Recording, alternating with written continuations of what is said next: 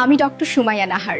আজ জানাবো এমন কিছু আয়ুর্বেদিক টোটকা যা ঘরে বসেই কাজ করবে ওষুধের থেকেও দ্রুত। বিশ্বাস না হলে ভিডিওটা শেষ পর্যন্ত দেখো। এই ঘরোয়া উপায়গুলোই হতে পারে তোমার ছোটখাটো অসুখের প্রাকৃতিক সমাধান। বমি হলে 1 গ্লাস পানিতে 2টি লবঙ্গ দিয়ে ফুটিয়ে খাও, সঙ্গে সঙ্গে বমি ভাব কমে যাবে এবং পেট ঠান্ডা হবে। ডায়রিয়া হলে ঘরোয়া সমাধান হিসেবে ভাতের সঙ্গে টক দই খাও, এটি পেট শক্ত রাখে ও পানি শূন্যতা ঠেকায়। সর্দি হলে গরম দুধে আধা চামচ হলুদ মিশিয়ে পান করো, এটি গলা পরিষ্কার করে আর ঠান্ডা দূর করে।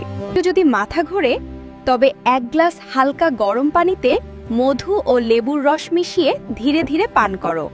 ক্ষত হলে তেল ও হলুদ গরম করে লাগাও, এতে জীবাণু নষ্ট হয় ও ক্ষত দ্রুত শুকিয়ে যায়।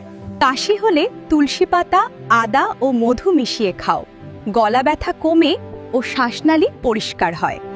দাঁতে ব্যথা হলে আদার রস হালকা গরম করে ব্যথার জায়গায় লাগাও, এতে প্রদাহ ও ব্যথা দ্রুত কমে যায়। এই ভিডিও যদি উপকারী মনে হয় একটা লাইক দাও আর পেজটা ফলো করো। তোমার ভালোবাসাই আমার প্রতিদিনের অনুপ্রেরণা।